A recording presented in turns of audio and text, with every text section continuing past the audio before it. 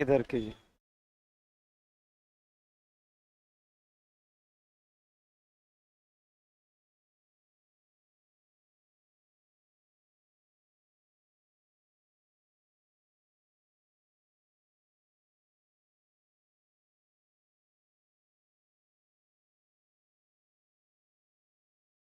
दो सौ एक से ना।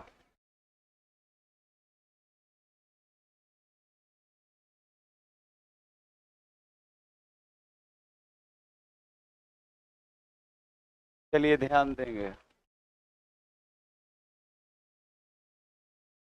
कहता है भाई कि किस राज्य में सर्वाधिक पक्की सड़कें हैं? महाराष्ट्र में। कहां पे? और सबसे ज्यादा कच्ची सड़कें अगर पूछ दे तो सबसे ज्यादा कच्ची सड़कें कहाँ हैं बताइए तो? उड़ीसा। कहाँ पे? तो सबसे ज्यादा भारत में कच्ची सड़कें कहाँ हैं? उड़ीसा। कहाँ पे? उड़ीसा। और सबसे ज्यादा कहाँ है? महाराष्ट्र। सबसे ज्यादा पक्की सड़कें कहाँ? महाराष्ट्र। कहाँ पे? तो पक्की सड़कें सबसे ज्यादा कहाँ पे? महाराष्ट्र। और कच्ची सड़कें कहाँ? जबकि सबसे ज्यादा याद रखेंगे राष्ट्रीय राजमार्ग कौन सा? तो याद रखेंगे सबसे ज्यादा एनएच कहाँ है?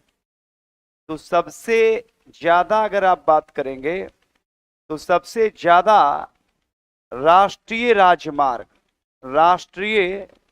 राजमार्ग की बात करेंगे तो सबसे ज्यादा राष्ट्रीय राजमार्ग किस राज्य में है?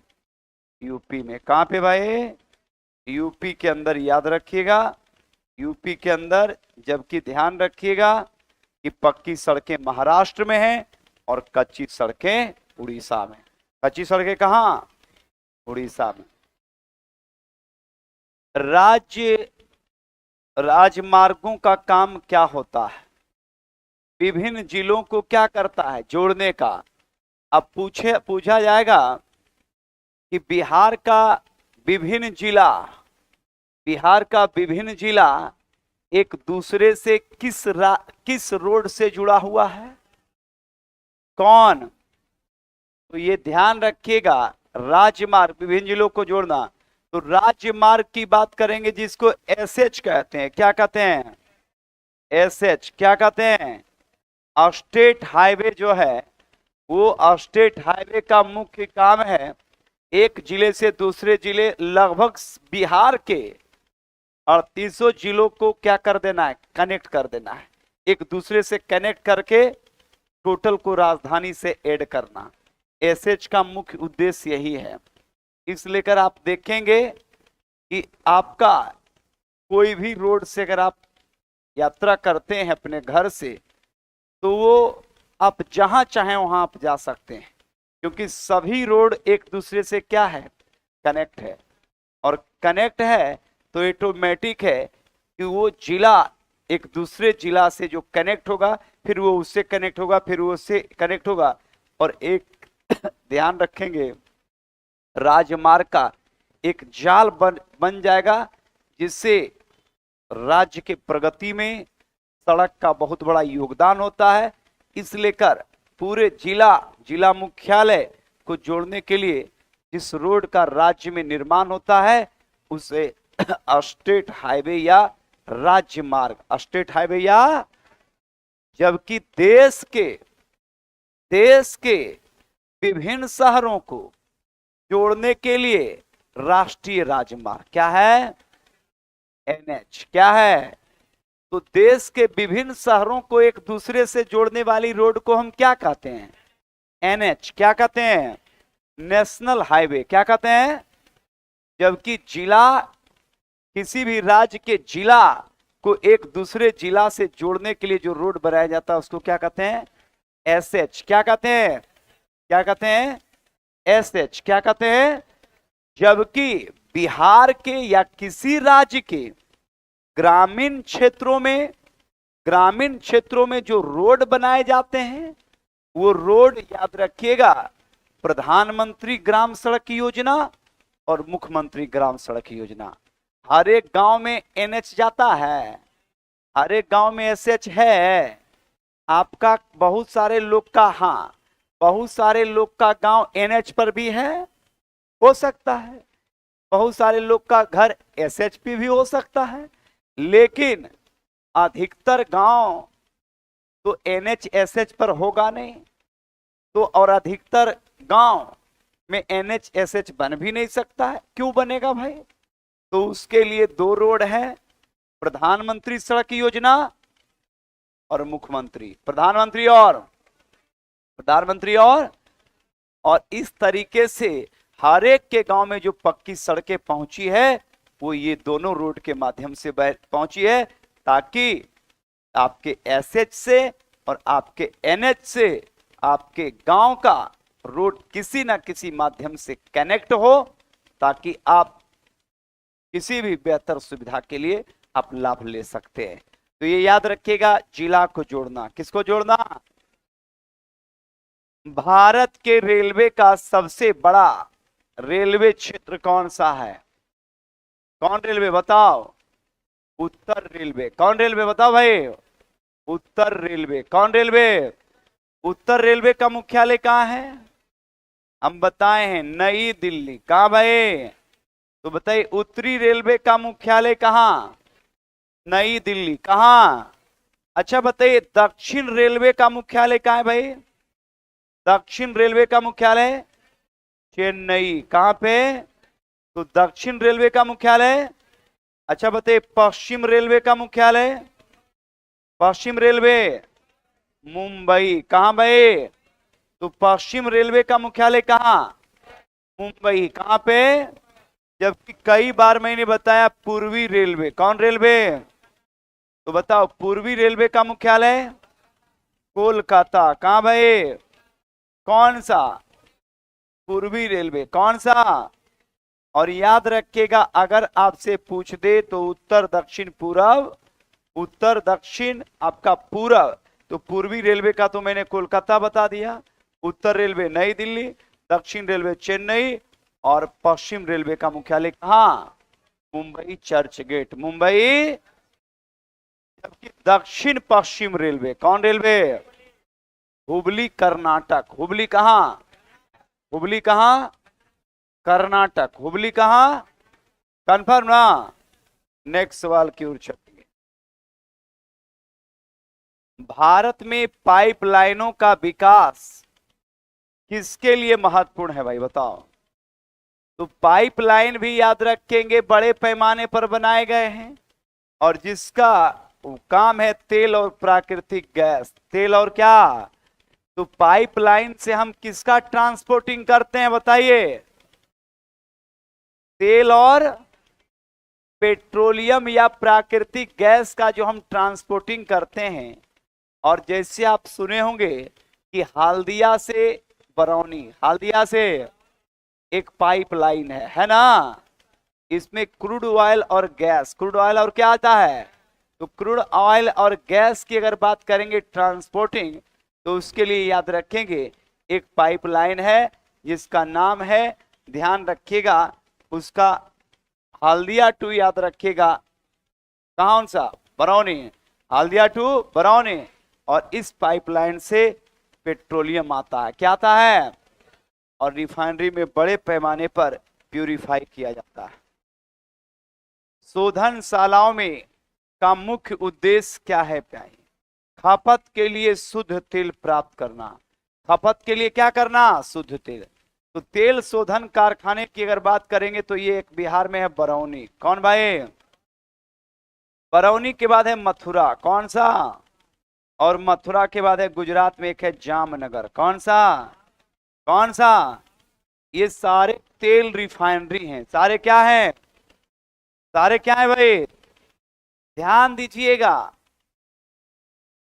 कि जो पेट्रोलियम है वो क्रूड ऑयल वो कच्चा होता है, और फिर वो या तो भारत के डिगबोई, अंकलेश्वर या मुंबई हाई से निकाला जाता है, या तो ध्यान रखिएगा, या तो विदेश से जो आयात होता है वो एकदम कीचड़ के जैसा रहता है, और फिर उसका रिफाइनरी में शुद्धिकरण होता है और उसी से पेट्रोलियम, डीजल और पेट्रोल, डीजल और केरोसिन प्राप्त होता है।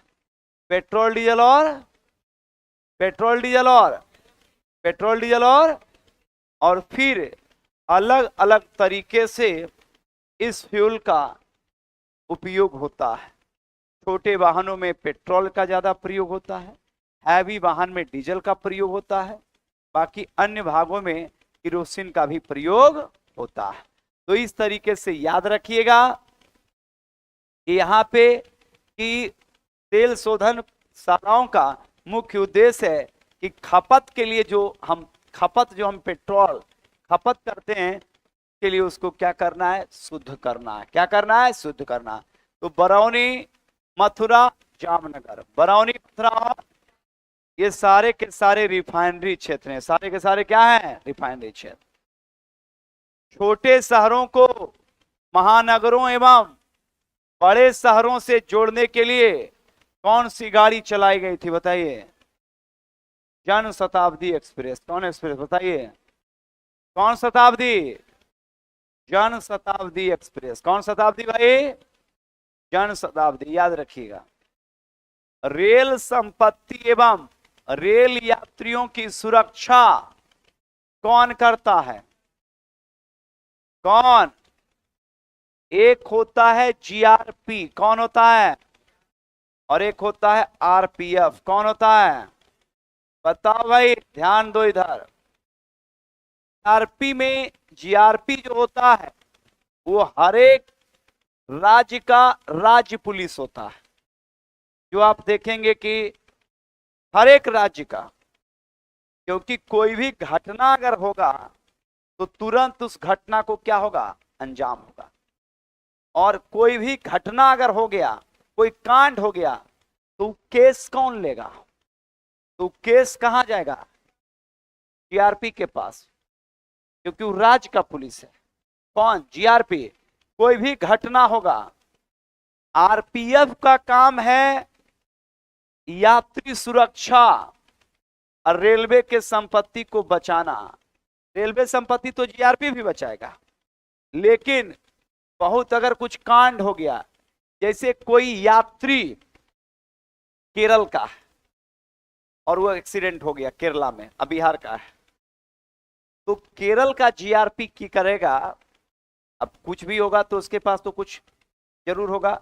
अब कुछ ना रहे, मोबाइल तो होगा, तुरंत मोबाइल लोकेशन लेगा, देखेगा अच्छा इसका घर यहाँ, तो ये डायरेक्ट कॉल कर देगा या फिर यहाँ के थाना को इन्फॉर्म कर देगा, तो तुरंत जो है डेड बॉडी आपका। तो यात्रियों के बीच में बेहतर सुविधा समन्वय बनाने के लिए और सुरक्षा को लेकर, क्योंकि ज्यादातर पटना है, पटना स्टेशन है, तो पटना स्टेशन पर सबसे ज्यादा 98% जो है यात्री बिहार का होगा। तो पुलिस भी तो इसको सुरक्षा करने के लिए या इसको संभालने के लिए तो उस स्टेशन पर बिहार पुलिस होना चाहिए कि नहीं होना चाहिए? और उसी का एक कैटेगरी है जिसको हम जीआरपी बोलते हैं। क्या बोलते हैं? तो ये भी राज्य पुलिस होते हुए भी ये रेलवे के लिए कार्य करता है, रेलवे को सुरक्षा देता है। जबकि आरपीएफ की बात करेंगे तो आरपीएफ रेल पुलिस होता है, फुल्ली रेल पुलिस होता है, और ये इसका वेतन सेंट्रल गवर्नमेंट देता है। ये इसका वैकेंसी जो आता है वो सेंट्रल की तरफ से आता है। ये तो जो पुलिस आप हैं बिहार पुलिस, उसी से आपको, उसी में से आपको बना दिया जाएगा, जीआरपी बना दिया जाएगा।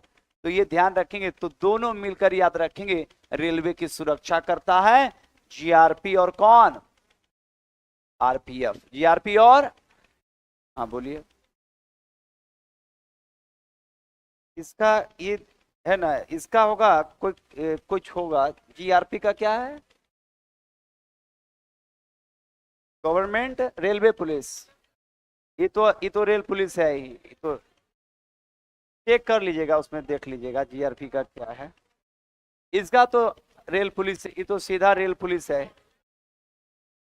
अरे हाँ भाई, तो रेल प्रोटेक्शन फोर्स कहिए ना इसको, रेल पुलिस बोलिए। सीआरपीएफ को क्या बोलते हैं? सेंट्रल रिजर्व पुलिस बोलते हैं या सेंट्रल फोर्स बोलते हैं? हाँ क्या? हाँ ठीक, हाँ कोई भी ये स्पष्ट रूप से ये राजकीय पुलिस है। गवर्नमेंट तो बिहार सरकार भी गवर्नमेंट है, केंद्र भी गवर्नमेंट है। अरे बिहार सरकार भी है और केंद्र सरकार। इसका सैलरी कौन देगा? सेंट्रल। इसका कौन देगा? स्टेट गवर्नमेंट, है ना। दोनों ध्यान रखेंगे, दोनों का मूल उद्देश्य, जैसे भारत में द्विनात्मक शासन पद्धति है कि नहीं है? यहाँ केंद्र भी कानून बनाता है, राज्य भी कानून बनाता है। शराबबंदी, शराबबंदी के लिए राज्य कानून बनाया कि हमको अपने नागरिक को सुरक्षित रखना है ना। तो भारत, पता है ना कि भारत में द्विनात्मक सा केंद्र का भी चलता है और राज्य का। तो ये केंद्र से रिलेटेड है और ये किससे रिलेटेड है? राज्य से रिलेटेड। किस पूर्वोत्तर राज्य में रेल मार्ग यात्रा नहीं है? सिक्किम। कहां है? तो ध्यान रखिएगा, सिक्किम की बात करेंगे तो फिलहाल नहीं है और शुरू किया जा रहा है ना। अब तो धीरे धीरे याद रखिएगा कि पूर्वोत्तर राज्य में भी रेलवे ट्रैक बनाए जा रहे हैं, रेलवे पहुंचाया जा रहा है। जम्मू कश्मीर में नहीं था, वहां पर जा रहा है। तो धीरे धीरे व्यवस्था लगभग सभी जगह हो जाएगा। राष्ट्रीय जलमार्ग संख्या 1 कहता है कितनी लंबाई है भाई, बताइए तो। 1600 कितना? 20। 1600। राष्ट्रीय जलमार्ग संख्या किसको किसको जोड़ता है? प्रयागराज। प्रयागराज से कहां भाई? हल्दिया। प्रयागराज से कहां? तो प्रयागराज से हल्दिया। प्रयागराज से कहां? राष्ट्रीय जलमार्ग संख्या कितना? 1। तो राष्ट्रीय जलमार्ग संख्या 1 किसको किसको? प्रयागराज से हल्दिया। रबी फसल के मुख्य उपज कौन कौन है भाई? प्रमुख उपज में गेहूं और कौन? अरे रबी फसल में सबसे ज्यादा क्या होता है? गेहूं। क्या? और गेहूं के बाद जौ।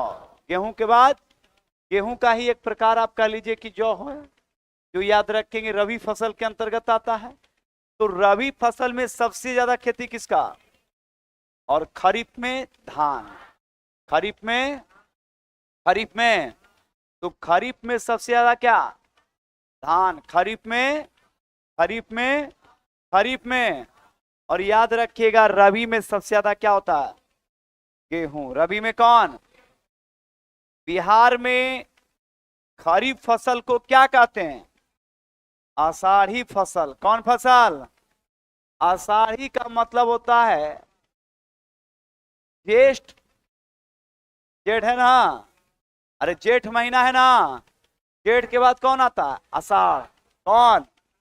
तो हिंदी मास में, हिंदी माह में जेठ के बाद आता है आषाढ़। कौन? फिर सावन। कौन? भादो, है ना। तो बताएंगे कि खरीफ फसल की बुआई जो होती है, खरीफ फसल की जो बुआई होती है वो मुख्य रूप से आषाढ़ में ही होता है। कब होता है? मतलब वो आषाढ़ का जो ड्यूरेशन होगा वो जून और जुलाई के बीच होता है। जून और किसके बीच में? आषाढ़ महीना जब भी आएगा तो लास्ट जून और 1 जुलाई, हाफ जुलाई कह लीजिए या हाफ जून के बीच में आषाढ़ महीना आता है।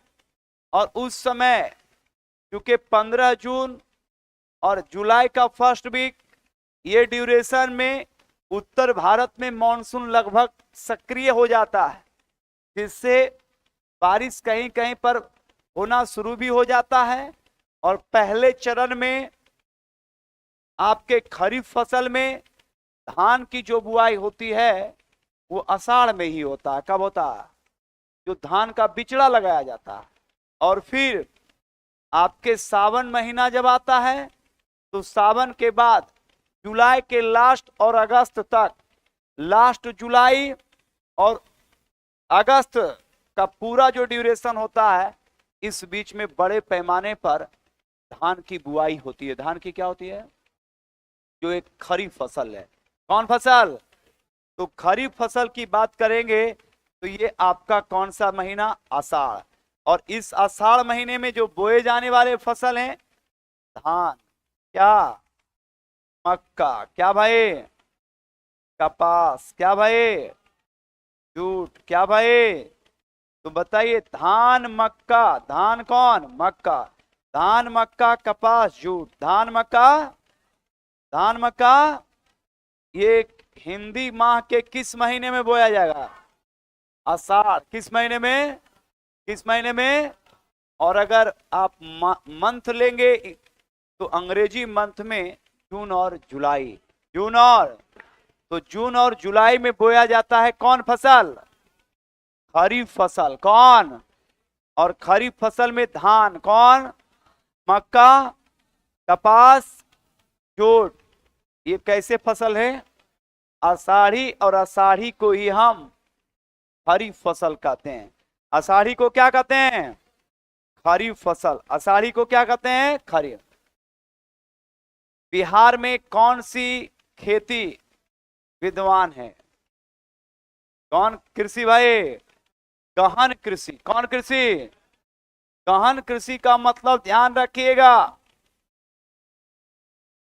जैसे ही खरीफ फसल खत्म हुआ, रबी फसल, रबी फसल जैसे ही खत्म हुआ, जायद फसल। कौन है कि नहीं है? बड़े पैमाने पर अभी प्याज और मूंग की खेती भी बिहार में होती है। इसकी खेती बताओ। प्याज और प्याज और मूंग लगभग अब तैयार होने के कगार पर हो गया है, और तैयार भी हो गया होगा। कौन, क्या चीज बोल रहा है? मूंग,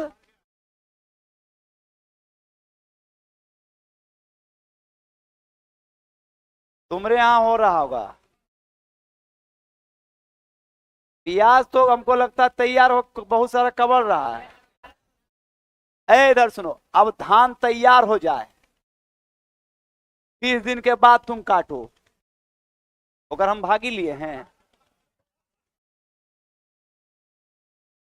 कोई किसान अपने भैंस से दूध निकाल लेता है, 6 बजता है शाम, दूध निकाल के पहुंचा दिया, बेच लिया।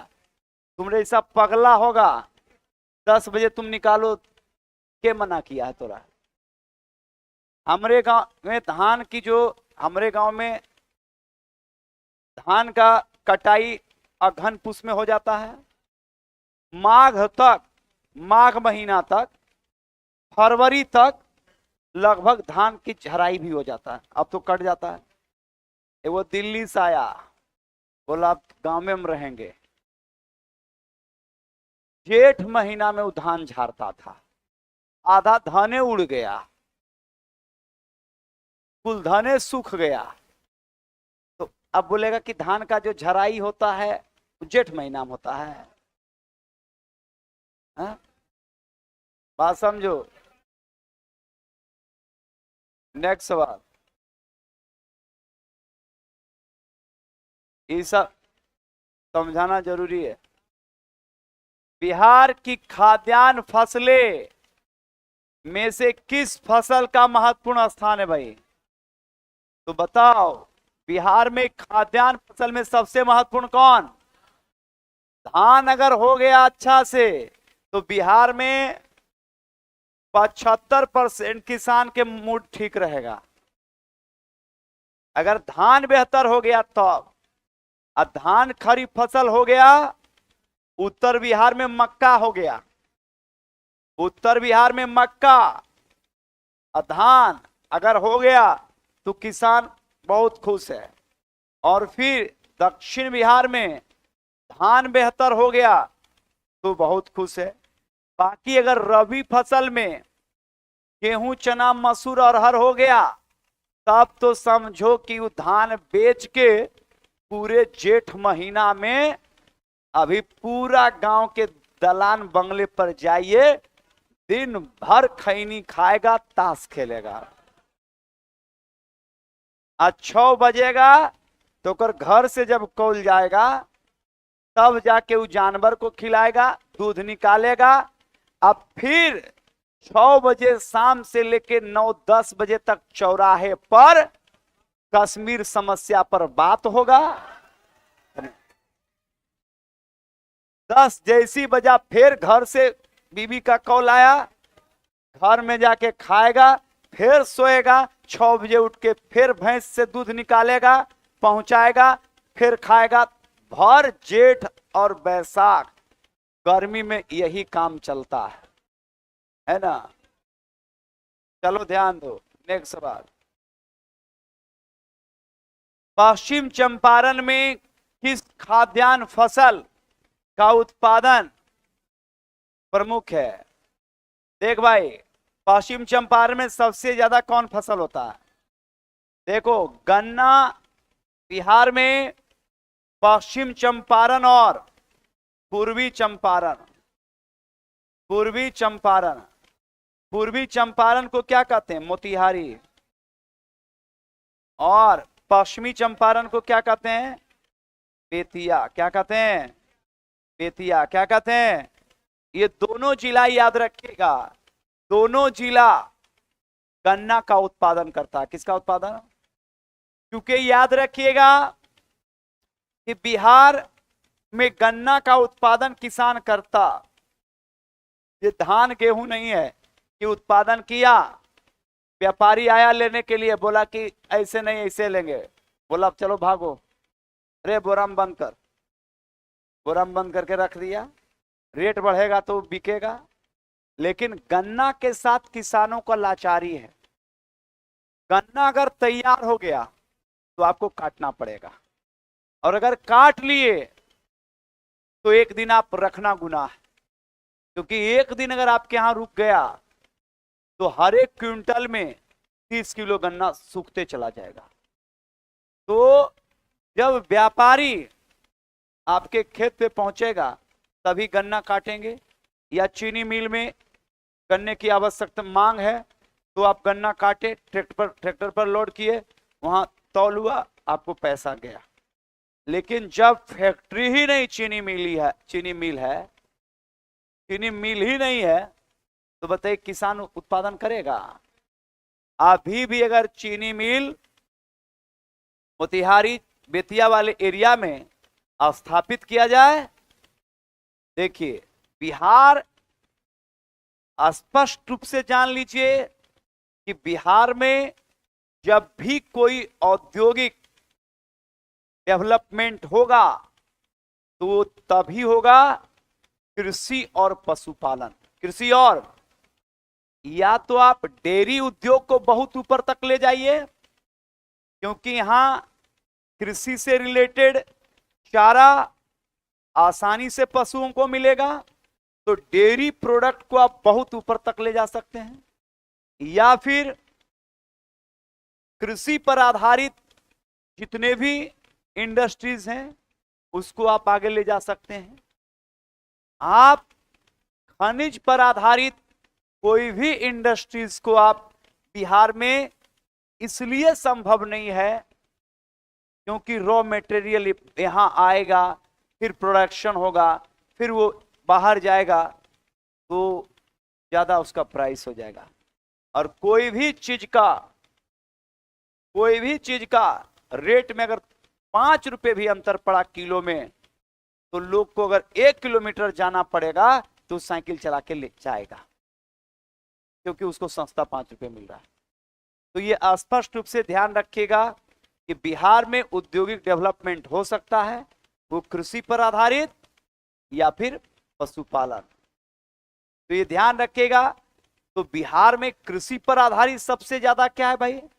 तो यहां पूर्णिया, कटिहार, ये पूर्णिया, कटिहार, किशनगंज, जूट यहां होता है, तो जूट से रिलेटेड यहां पर डेवलपमेंट होना चाहिए। पश्चिम चंपारण, मोतिहारी, बेतिया, गोपालगंज वाले एरिया में बड़े पैमाने पर गन्ना का उत्पादन होता है, तो वहां चीनी इंडस्ट्रीज हो सकता है,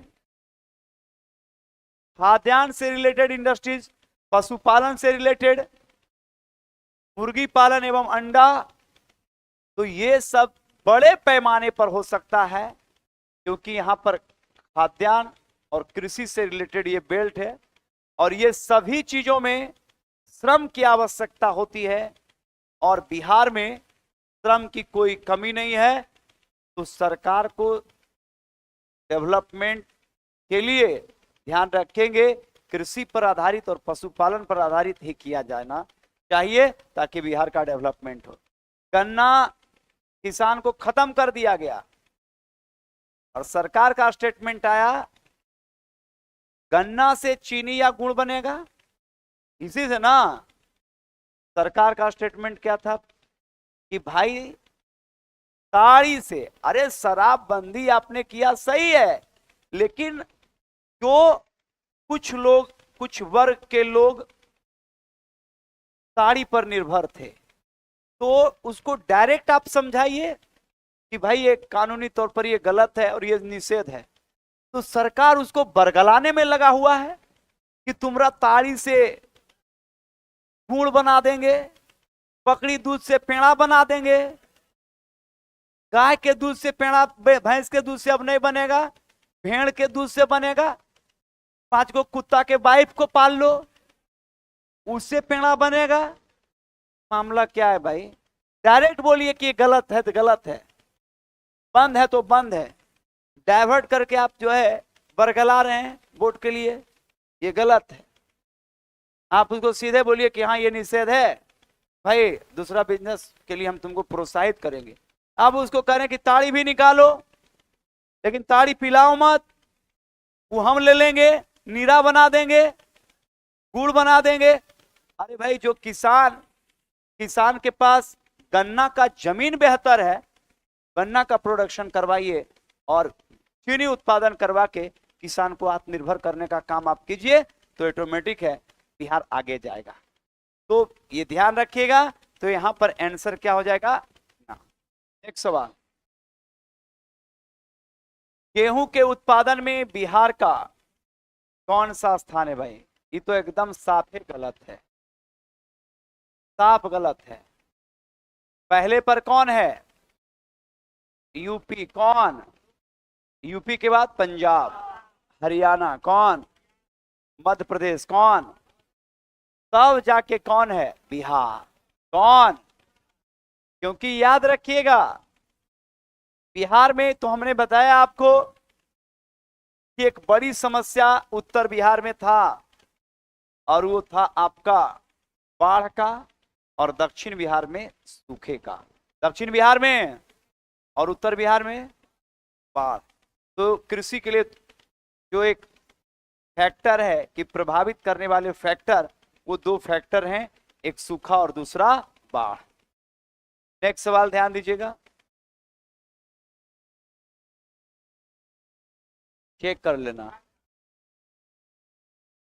किस कारण से बिहार में गेहूं की खेती और रबी मौसम में की जाती है? ठंडी और शुष्क जलवायु। ठंडी और किसके कारण? ये सीधा जानिएगा कि गेहूं की खेती के लिए तापमान कम होना चाहिए, और वर्षा भी याद रखिए कम। वर्षा कम और तापमान कम किसके लिए बताओ भाई? गेहूं में ज्यादा पानी पड़ जाएगा, ज्यादा पानी पड़ जाएगा तो बताइए गेहूं रहेगा? और गेहूं के लिए याद रखें टेम्परेचर कितना चाहिए? शुरू में याद रखेंगे जब बुआई होती है तो याद रखेंगे 10 से 15। 10 से कितना? अरे बुआई कितना? 10 से, उत्तर भारत में बिहार में देखेंगे कि 10 है ना, 10, 12, 11, 9, 8 इस तरह से रहता है मैदानी इलाकों का टेम्परेचर। दिसंबर और जनवरी में रहता है कि नहीं रहता? तो नॉर्मल एवरेज मैंने कहा 10 से 15। 10 से, तो बुआई के समय टेम्परेचर कितना होनी चाहिए? अरे 10 से, कन्फर्म ना? जबकि इसकी कटाई होती है मार्च और अप्रैल, मार्च और उस समय टेम्परेचर रहता है याद रखेंगे 25 से 30। 25 से, तो 25 से 30 याद रखिएगा। अभी टेम्परेचर कितना होगा? 40 होगा, 40 होगा ना? तो अब तो गेहूं लगभग सब कट ही गया था, क्योंकि ये अप्रैल लास्ट हो रहा है। गेहूं तो ध्यान रखेंगे मार्च अप्रैल में कटता ही है, तो ये महीना भी लगभग चल ही रहा है। तो टेम्परेचर तो तैयार तो गेहूं हो जाता है, होली के बाद तैयार हो जाता है, तो उसके लिए टेम्परेचर चाहिए 25-30। कितना चाहिए? 25। तो 25-30 में गेहूं पक जाता है, जबकि बुआई 10-15। बुआई कितना? और ये जलवायु और ये मौसम बिहार में मिलता है, क्योंकि दिसंबर और जनवरी में बिहार का टेम्परेचर 10 से 15 के बीच रहता है, और मार्च और अप्रैल में 30 से 35 या 30 से 40 के बीच में रहता है। कब? मार्च और अप्रैल। मार्च और इस लेकर यहां पर बड़े पैमाने पर रबी फसल में गेहूं की खेती होती है। रबी फसल में किसकी खेती? रबी फसल में किसकी भाई? गेहूं की खेती होती है, ध्यान रखिएगा। कहता है प्यारे, गौर कीजिएगा, पूर्णिया जिला में सबसे अधिक किस फसल की उपजाऊ होती है? तो याद रखिएगा, पूर्णिया सबसे ज्यादा जूट का उत्पादन करेगा। किसका उत्पादन? तो पूर्णिया सबसे ज्यादा किसका उत्पादन? जूट का। अच्छा बताइए, बिहार में चाय एकमात्र जिला में होता है किशनगंज। कहां? किशनगंज। कहां भाई? तो बताइए, बिहार में चाय एकमात्र जिला में होता है कहां भाई? कौन गंज? तो याद रखिएगा, किशनगंज। कहां पे? किशनगंज में होता है कि नहीं होता है? तो बड़े पैमाने पर चाय कहां पे? किशनगंज। कहां पे? जूट पूर्णिया कटिहार। पूर्णिया और कहां? पूर्णिया और सबसे ज्यादा तंबाकू समस्तीपुर। कहां? तो बिहार में तंबाकू किस जिले में? समस्तीपुर। कहां भाई? चाय कहां? चाय कहां? जूट पूर्णिया। जूट। बताइए, तीनों नगदी फसल है कि नहीं है? चाय कौन? जूट कौन? जूट है ना। और जूट के बाद तंबाकू। तो तंबाकू ज्यादा कहां? समस्तीपुर। तंबाकू कहां? और चाय कहां? किशनगंज। जूट कहां? पूर्णिया। कहां? जबकि बेतिया, याद रखेगा, गन्ना। बेतिया क्या? गन्ना। बेतिया क्या? तो गन्ना सबसे ज्यादा किस जिले में? पश्चिमी चंपारण। कहां पे? क्या चीज भाई? गन्ना। क्या क्या? तंबाकू ज्यादा? समस्तीपुर। तंबाकू ज्यादा? तंबाकू ज्यादा? तंबाकू ज्यादा और जूट ज्यादा पूर्णिया, और चाय किशनगंज। क्लियर? अरे मक्का भी होता है, ठीक है, लेकिन अरे भाई रुकना, स्पेशलाइज में बात कर रहा हूं। मक्का ठीक है, स्पेशल, ध्यान सुनो, मक्का पूर्णिया में होता है, बहुत अच्छी बात है। मक्का बिहार, पहले सुनो, मक्का बिहार के हर एक जिले में हो सकता है। क्या जूट बिहार के हर एक जिले में होता है? मक्का बिहार के कौन जिला में नहीं होता, ये बता दो हमको। हर एक जिला में हो रहा है, लेकिन जूट पूर्णिया और कहां? पूर्णिया और कटिहार। पूर्णिया और, अब चाय, ऐसा नहीं कि मक्का किशनगंज में नहीं होता है, मक्का भी किशनगंज में होता है। तो ये ध्यान रखिएगा, इसलिए कर स्पेशलाइज रूप से आप जानकारी रखिए, बात समझे ना, फिक्स मत रखिए, जानकारी आप पूरा रखिए, बाकी सब ठीक रहेगा। मक्का क्यों नहीं होगा? एकदम मक्का होगा। कुकेश्वर स्थान किस जिला में स्थित है? दरभंगा। कहां पे? कौन स्थान भाई? कुकेश्वर स्थान कहां है? दरभंगा। तिरहुत बांध किस नदी पर भाई, बताओ? गंडक। किस नदी पर? किस नदी पर? कौन बांध बताइए? तिरहुत बांध। कौन बांध? तो तिरहुत बांध किस नदी पर? गंडक आती है नेपाल से। कहां से? नेपाल में ये नदी नारायणी, क्या नाम से? तो नेपाल में गंडक किस नाम से? नारायणी के नाम से। किस नाम से? किस नाम से? और इसी पर तिरहुत बांध। कौन बांध? और इसी पर एक नदी है त्रिवेणी, कौन सा? तो बताओ भाई, त्रिवेणी नहर, कौन नहर? त्रिवेणी नहर किस नदी पर? किस नदी पर? किस नदी पर? कौन नहर? त्रिवेणी। कौन? तो त्रिवेणी नहर का संबंध किस नदी से? गंडक। किससे? और गंडक आती कहां से? नेपाल से। कहां से? खरीफ फसलों की कटाई का समय क्या है भाई, बताओ? मार्च और? गलत। खरीफ का कटाई होगा, सही करो, अक्टूबर और नवंबर। अक्टूबर और कब भाई? तो अक्टूबर और नवंबर में, ये एकदम नहीं लिखना है। ये समय में होता है रबी का। किसका कटाई? तो जानिए लो, रबी का कटाई। किसका कटाई? तो रबी का कटाई कब होता है? मार्च और अप्रैल। मार्च और? तो मार्च और अप्रैल में किसकी कटाई? रबी का। किसका? तो रबी की कटाई कब होगी? और खरीफ का होगा अक्टूबर और नवंबर। याद रखिएगा। भारत में सबसे अधिक चाय कहां भाई? आसाम। कहां पे? तो भारत में सबसे ज्यादा चाय कहां? और कॉफी कहां बताओ? कर्नाटक। कौन? कर्नाटक में है बाबा बुदन की पहाड़ी। कौन पहाड़ी? कौन पहाड़ी? जबकि याद रखिएगा, कॉफी के बाद तंबाकू। कौन भाई? तंबाकू कहां? आंध्र प्रदेश। कहां? किसका? तंबाकू। किसका? जबकि याद रखेंगे कपास। कौन भाई? कपास कहां? गुजरात। कपास कहां? गुजरात में। याद रखिएगा। कहता है बिहार में गन्ने फसल का मुख्य क्षेत्र क्या है? उत्तर पूर्वी राज्य। कौन राज्य बताइए?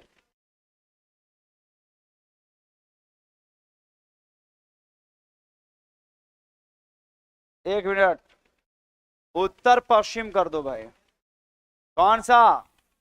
उत्तर पश्चिम। गन्ना सबसे ज्यादा कहां होगा? उत्तर पश्चिम। कहां भाई? उत्तर पश्चिम जिला। कौन जिला? उत्तर पश्चिम। गन्ना का खेती के लिए प्रमुख जिला कौन? तो याद रखेंगे बेतिया भी है आपका। आप देखेंगे कि इसमें आपको खुद एक चयन भी करना होगा। ऐसे तो क्वेश्चन हम लाएंगे ही। पूरा एक जो परफेक्ट प्रोडक्शन तो होगा ही, स्पेशलाइज रूप से कहीं नहीं होगा, लेकिन एक जिला ऐसा होगा जहां सबसे ज्यादा होगा, हर एक जिले से ज्यादा। लेकिन अगर 4 जिला ऑप्शन दिया, बीपीएससी इस तरह का सवाल पूछता है, तो 4 जिला। अब देखिए, अगर आपसे नॉर्मलाइज फिक्स पूछ रहा है कि बिहार में सबसे ज्यादा, तो एक स्पेशलाइज चंपारण होगा। लेकिन ध्यान रखेंगे, गन्ना की खेती के लिए प्रमुख जिला, तो प्रमुख में तो बेतिया भी है, मोतिहारी भी है, गोपालगंज भी है। आप बिहार स्पेशलाइज करके इंडिकेट करेगा कि बिहार में सबसे ज्यादा कहां, तो आपका बेतिया पश्चिम चंपारण है ना। बिहार में राष्ट्रीय उद्यान एवं अभ्यारण्यों को मिलाकर कुल कितनी संख्या? तो सब याद रखिएगा, पहला नेशनल पार्क की बात करेंगे, पहला राष्ट्रीय उद्यान की बात करेंगे, बिहार में है एकमात्र वाल्मीकि नगर। कौन? कौन? पश्चिम चंपारण। कहां? तो वाल्मीकि नगर एकमात्र राष्ट्रीय उद्यान कहां भाई? पश्चिमी चंपारण। कहां पे? कौन सा? वाल्मीकि नगर। याद रखिएगा। नलकूप से कितनी प्रतिशत सिंचाई होती है? लगभग याद रखेंगे 39.40, मतलब लगभग 30.77%। किससे? नलकूप। और भारत में सबसे ज्यादा, भारत में सबसे ज्यादा, सबसे ज्यादा याद रखिएगा, सबसे ज्यादा नलकूप से जो होता है सिंचाई प्यारे, वो यूपी में होता है। कहां होता है? जबकि नहरों से सबसे ज्यादा सिंचाई कहां? नहरों से सबसे ज्यादा सिंचाई कहाँ? पंजाब में।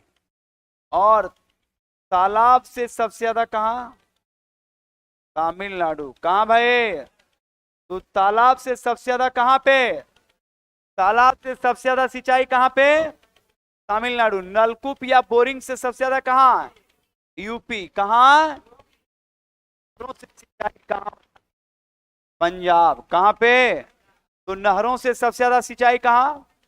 पंजाब। नलकूप या बोरिंग से? यूपी। कहाँ? यूपी। कहाँ भाई? और तालाब से सबसे ज्यादा सिंचाई कहाँ? तमिलनाडु। क्लियर? तो आज का सेशन आपका यहीं तक।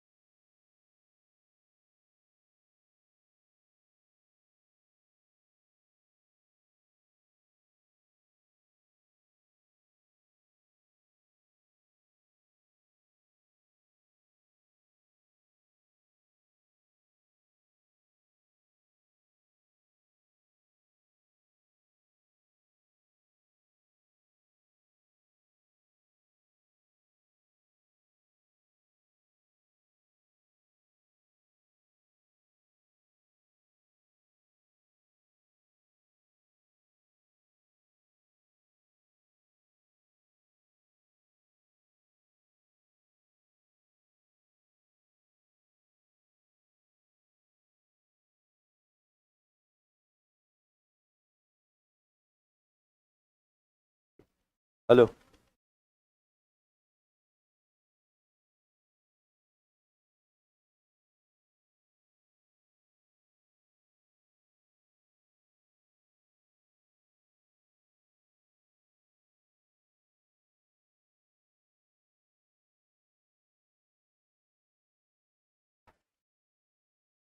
कोई है?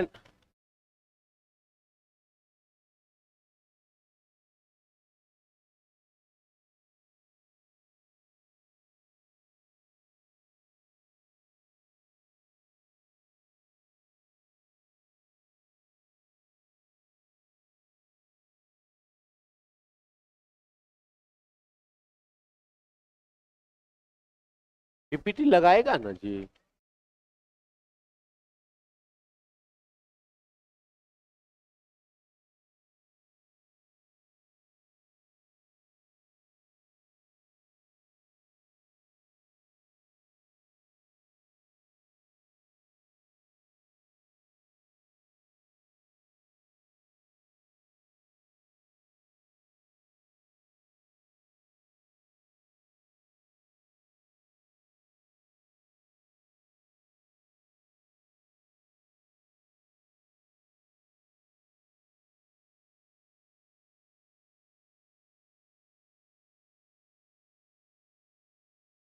हेलो। चलिए स्टार्ट करें।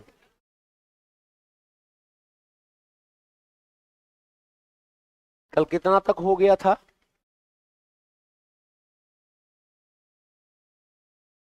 17 तक हो गया था।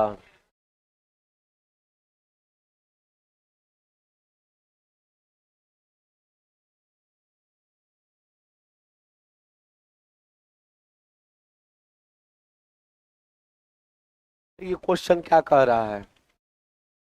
कह रहा है कि संविधान के अनुसार किसी भी प्रकार का भेदभाव न करने के कौन सी सामाजिक व्यवस्था को सुनिश्चित करना चाहिए? तो कौन सा? समानता के अधिकार का। समानता के अधिकार का। समानता के अधिकार को।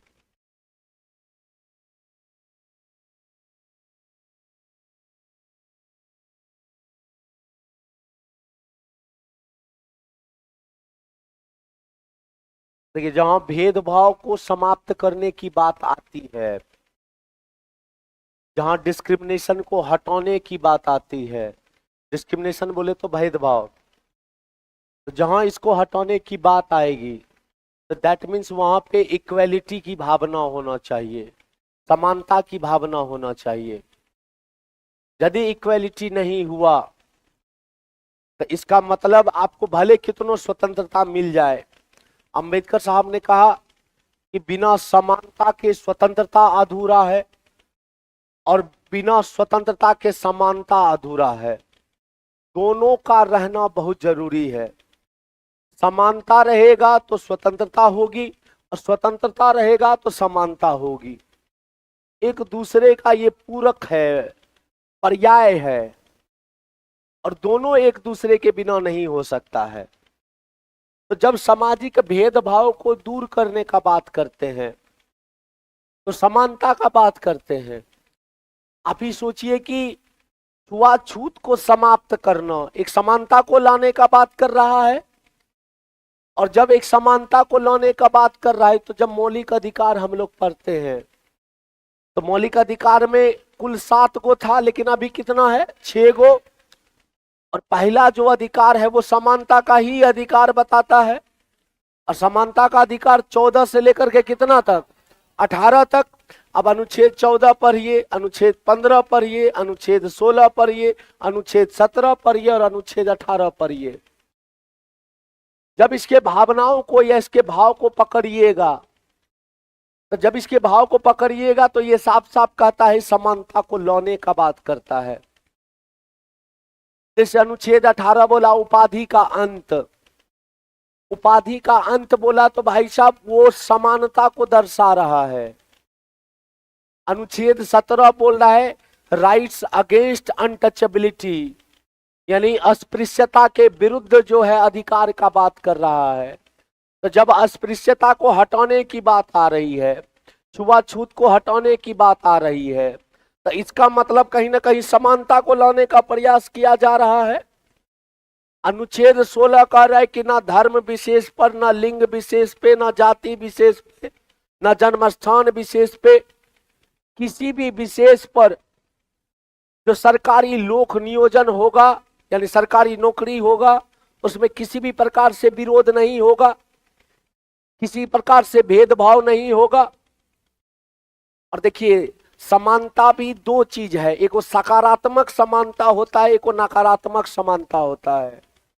जैसे न्याय एक सकारात्मक न्याय है तो दूसरा नकारात्मक न्याय है। आरक्षण, आरक्षण समानता है, लेकिन आरक्षण सकारात्मक समानता नहीं है, नकारात्मक समानता है। एक विशेष जाति को या वर्ग को यदि एक जगह से उठा करके एक दूसरे जगह रखा जा रहा है तो ये भी समानता बुरी बात नहीं है। ये समानता यदि है तो ये नकारात्मक समानता है। किसी को 27% मिल रहा है, किसी को 7% मिल रहा है, किसी को 10% मिल रहा है। इसका मतलब ये हो गया कि वो वर्ग जो इस मामले में बड़ा नीचे है और उसको यदि ऊपर किया जा रहा है और ऊपर वाले को बोल रहा है कि तुम यहीं रुको। जैसे फॉर एग्जांपल मान लीजिए कि एगो रेस है और एगो रेस है, मान लीजिए 100 मीटर का एगो रेस है। 100 मीटर के रेस में 4 आदमी है, एगो कलुआ है, एगो मंगरू है, एगो रमुआ है और एगो लक्ष्मी है। मान लीजिए कि भाई साहब कलुआ, मंगरू, रामू और लक्ष्मी, अब बोला गया कि भाई साहब सबको 100 मीटर रेस दौड़ना है, तो 1 नंबर पे आएगा उसको जीत मिलेगा। अब मान लीजिए कि लक्ष्मी को कहा गया कि तुमको 50 मीटर पे तुमको खड़ा किया जा रहा है, तुमको यहां से दौड़ना है। अब ये तीनों को तो लगेगा कि मेरे साथ अन्याय है कि हम यहां से दौड़ेंगे या ये पगली यहां से दौड़ेगी। अब समझिए, मान लीजिए कि रेस हम करवा रहे हैं, अब हम ये तीनों को बोलेंगे नहीं ये भी एक न्याय है। ये बोले ये कौन सा न्याय है? भाई जब हमको तुम यहां से दौड़ा रहे हो तो बोलेंगे देखो तोरा पास 2 टांग है, एकरो पास 2 टांग है, एकरो पास 2 टांग है, ये लंगड़ी है, मतलब एकरा 1 टांग है। अब एक पैर को यदि हम यहाँ पे खड़ा कर दिए और इसको बोले कि तुमको 50 मीटर दौड़ना है, आपके पास 2 पैर है, इस महिला के पास 1 पैर है, और यदि हम इसको यहां से बोले ये भी तो न्याय है, न्याय है कि नहीं है? लेकिन ये सकारात्मक न्याय है या नकारात्मक न्याय है? नकारात्मक न्याय है। इन तीनों को लगेगा अरे घर में यदि 4 गो परिवार रहता है, 4 गो सदस्य रहता है, तो देखते होंगे किसी बच्चे का तबीयत खराब हो जाता है तो माँ उसको ज्यादा दूध देती है, नहीं देती है? ये भी तो एक न्याय ही है, लेकिन वो सकारात्मक न्याय नहीं हुआ। कैसा न्याय है? नकारात्मक। आरक्षण भी यही है। अब हमको लगता है कि आरक्षण का इससे बढ़िया एग्जाम्पल कोई बताइए नहीं किया होगा आपको। अब ये नकारात्मक न्याय है और न्याय होना जरूरी है, चाहे जैसे करे आप। तो यदि नकारात्मक न्याय डाल करके भी समानता को लाया जा रहा है तो समाज में भाई साहब बहुत अच्छा चीज है। और यही बात यहाँ क्वेश्चनों में कहा गया कि भाई साहब किसी भी प्रकार का भेदभाव ना करके सामाजिक व्यवस्था को सुनिश्चित कैसे किया जा सकता है? तो कैसे किया जा सकता है? समानता के अधिकार को ला करके किया जा सकता है। समझ आ रहा है हमारे कहने का मतलब? अब देखिए नेक्स्ट क्वेश्चन, देखिए आए हो।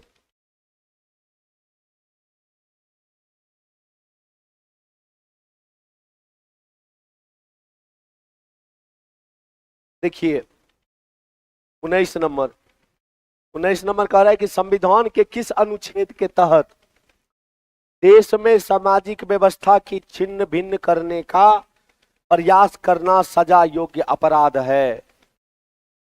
अनुच्छेद 38 के तहत। अब देखिए इसको कैसे मेल खाइएगा। पहले लिख लीजिए तब समझाते हैं।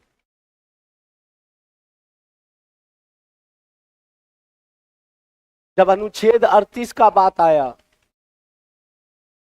तो अनुच्छेद 38 का बात आया तो मौलिक अधिकार या डीपीएसपी, डीपीएसपी होगा।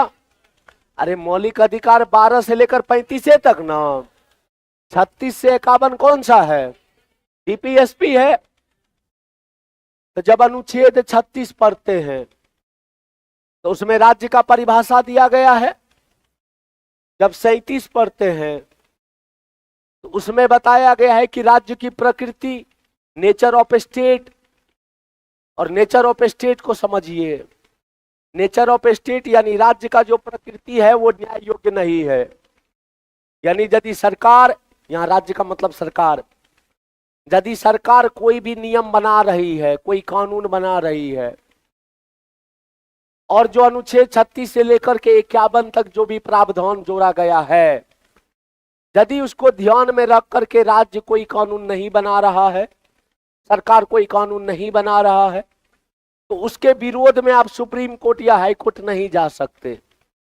संविधान सभा में इस बात का हल्ला भी उठा कि भाई साहब मौलिक अधिकार का जब हनन होगा तो मौलिक अधिकार के हनन में जा सकता है, तो डीपीएसपी के हनन में क्यों नहीं जा सकते हैं? अंबेडकर साहब खड़ा हुए और अंबेडकर साहब कहा कि बिल्कुल तुम लोग बेवकूफ हो एक नंबर का। बोला आप कैसे कह सकते कि हम लोग बेवकूफ हैं? बोला कि वैसे भी भारत में आप एक सुप्रीम कोर्ट बना रहे हैं, और हमको पता है, कोई किसी को पता हो या ना हो, लेकिन हमको पता है भारत किसी चीज में आगे बढ़े ना बढ़े, बहुत आगे बढ़ेगा जनसंख्या में। और देखिए 100 साल नहीं हुआ है आजादी का, 100 करोड़ प्लस टप गए हैं। 40 करोड़ तो आजादी के समय था ही, और आज 140 प्लस हो गए। तो मतलब समझ रहे हैं, एक साल में हम लोग 1 करोड़ एवरेज लेके चल रहे हैं। लेकिन 1 करोड़, यदि 1 करोड़ लेके चलते तो 100 साल होता अब यो, लेकिन 100 साल पूरने में 2047 में 100 साल पूरेगा। तो बोला एक तो इतना जनसंख्या पर एगो सुप्रीम कोर्ट बना रहा है तुम, और सुप्रीम कोर्ट में मिलियन के हिसाब से पेंडिंग रहेगा केस। आप एनसीईआरटी पढ़िए, एनसीईआरटी केस में बहुत सारा स्टोरी बताया गया है कि भाई साहब असम के एक आदमी का केस आएगा है कुछ समय में, और आता है 25 साल 30 साल के बाद। तब ना एगो फेमस डायलॉग निकला, तारीख पे तारीख, तारीख पे तारीख, न जाने कितना तारीख आएगा। पता चला कि बाप का केस का सुनवाई ओकर पोता कर रहा है, बापो मर गया, ओकर दादो मर गया, अब पोता आ रहा है। मतलब समझ सकते हैं। तो बोले कि एगो मौलिक अधिकार के लिए सुप्रीम कोर्ट को जब दिया गया है तो इतना मिलियन के हिसाब से पेंडिंग में रहेगा, यदि इसको भी दे देगा तो कितना दिक्कत होगा। तो बोला तब क्या किया जाए? बोला ये जनता पे छोड़ दीजिए। सरकार को कौन चुनती है? जनता चुनता है। और सरकार यदि बढ़िया काम करेगा तो जनता उसको दोबारा लेके सत्ता में आएगी, और यदि सरकार बढ़िया काम नहीं करेगा तो जनता उसको बदल देगी। बोला यो बात आपका सही। बोला यही बात सही है, ये है। और अनुच्छेद 37 में ये साफ साफ लिखो कि सरकार काम करे या ना करे उसके खिलाफ सुप्रीम कोर्ट या हाई कोर्ट नहीं जाना है। यदि काम किया बढ़िया तो अगला बार रखेंगे, यदि काम बढ़िया नहीं किया अगला बार हटा देंगे, किसी और को मौका दे देंगे। क्योंकि भारत में एक दलीय व्यवस्था या बहुदलीय व्यवस्था है? बहुदलीय व्यवस्था है। अरे एक दल काम नहीं किया, बढ़िया हुआ तो दूसरे दल को चुन लेंगे, दूसरा काम नहीं किया तो केजरीवाल को चुन लेंगे, ककरो चुन सकते हैं तुम्हारा। अब इसके लिए कुछ और दिक्कत नहीं है। तब बोला ठीक है। अब अनुच्छेद 38 समझिएगा जो ये क्वेश्चन में कह रहा है। अनुच्छेद 38 कहता है न्याय देने का काम करता है। और प्रस्तावना में न्याय कितना प्रकार का था? 3 प्रकार का, सामाजिक, आर्थिक और राजनीतिक। तो 3 प्रकार का न्याय का जब बात आया, ये तीनों जो न्याय देख रहे हैं, सामाजिक हो या आर्थिक हो या राजनीतिक हो, ये तीनों को मुहैया करवाना ये राज्य का कर्तव्य है।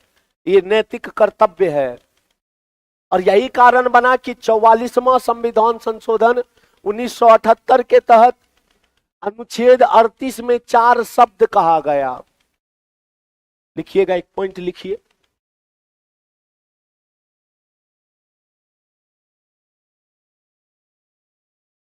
लिखिए,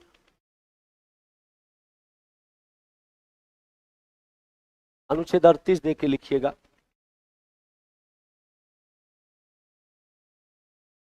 देखिए, अनुच्छेद 38 एक समाजवादी विचारधारा है। अनुच्छेद 38 एक समाजवादी विचारधारा है।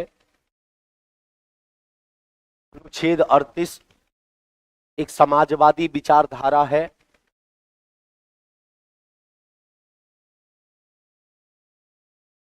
अनुच्छेद 38 एक समाजवादी विचारधारा है जो जो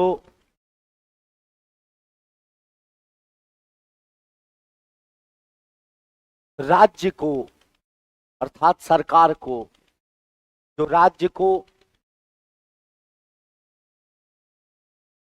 सामाजिक, जो राज्य को सामाजिक, आर्थिक, सामाजिक, आर्थिक और राजनीतिक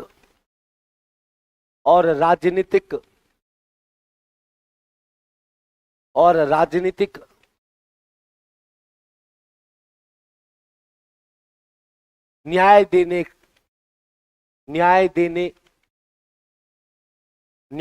के लिए कर्तव्यनिष्ठ बनाता है। न्याय देने के लिए कर्तव्यनिष्ठ बनाता है। सामाजिक, आर्थिक और राजनीतिक न्याय देने के लिए कर्तव्यनिष्ठ बनाता है। लिखिए, 44वां संविधान संशोधन 1978 के द्वारा, 44वां संविधान संशोधन 1978 के द्वारा, 44वां संविधान संशोधन 1978 के द्वारा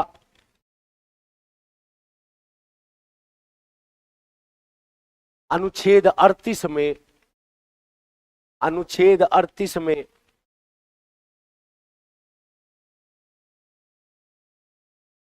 आय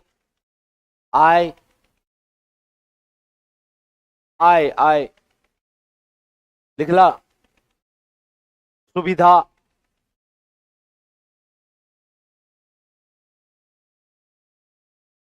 कोमा अवसर,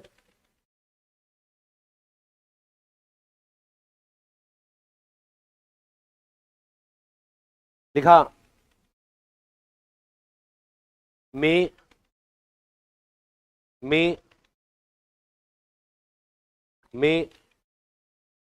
हाँ, सुविधा में तीनों रूप के न्याय देने को, तीनों रूप के न्याय देने की बात करती है।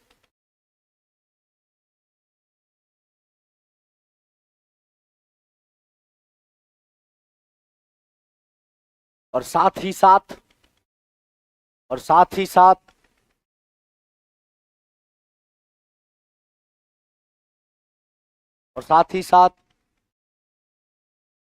असमानता के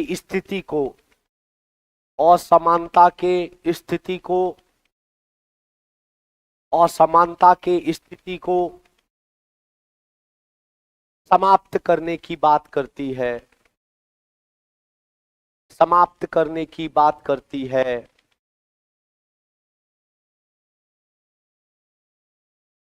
समाप्त करने की बात करती है। समाप्त करने की बात करती है। देखिए हम क्या बोले, बोले अनुच्छेद 38, और अनुच्छेद 38 जो बोले वो तीन न्याय का बात करता है। और न्याय बोले तो कै गो, 3 गो। पहला कौन था? सामाजिक ना। दूसरा कौन था? और तीसरा कौन था? राजनीतिक ना। तीसरा कौन था? राजनीतिक। ये तीनों न्याय कैसे समाज में फैले, इसके लिए काम जो करेगा वो राज्य करेगा, यदि सरकार करेगा।